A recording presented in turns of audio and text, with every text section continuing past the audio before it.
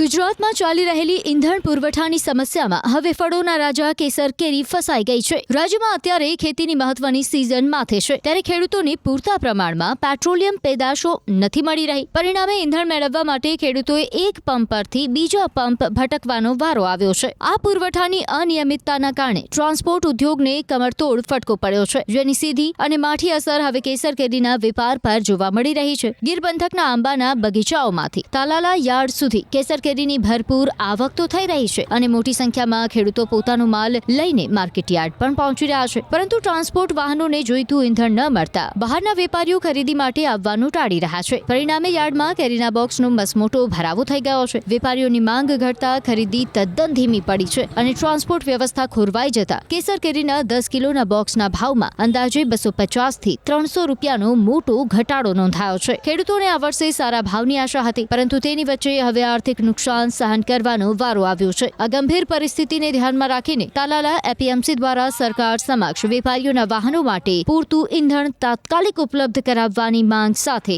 રજૂઆત કરવામાં આવી છે। હાલ વહીવટીતંત્ર અને યાર્ડના સત્તાધીશો વચ્ચે બેઠકનો દોર શરૂ થયો છે અને જો આ સમસ્યાનો ઝડપથી ઉકેલ આવશે તો જ વેપાર ફરી ગતિ પકડશે અને કેસર કેરીના ભાવો સ્થિર થશે।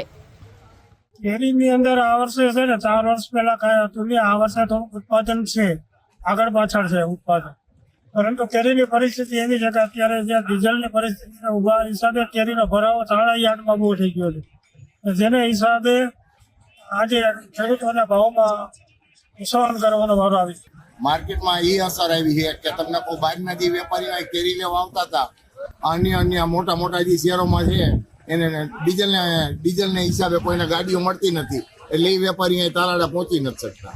તો એને હિસાબે આજે કેસર કેરીમાં હું તમને કહું 200-300 રૂપિયાનો બોક્સે ફેર પડી ગયો છે। બરાબર 3 દિવસ પહેલા હું તમને કહું 15-17 હજાર બોક્સ હતા, એની સામે આજે 25-27 હજાર બોક્સની આવક થઈ ગઈ છે। આના માટે સરકારે કંઈક તમને કોને ડીઝલ છે ને ત્યારે કેરી માટે ડીઝલની કાંઈક વ્યવસ્થા કરી દેવી પડે। દેશ લેવલે ડીઝલની ઘણી તંગી વર્તાઈ રહી છે અને ખૂબ લોકો મુશ્કેલીમાં છે, ખાસ કરીને ખેડૂતો, ટ્રાન્સપોર્ટરો।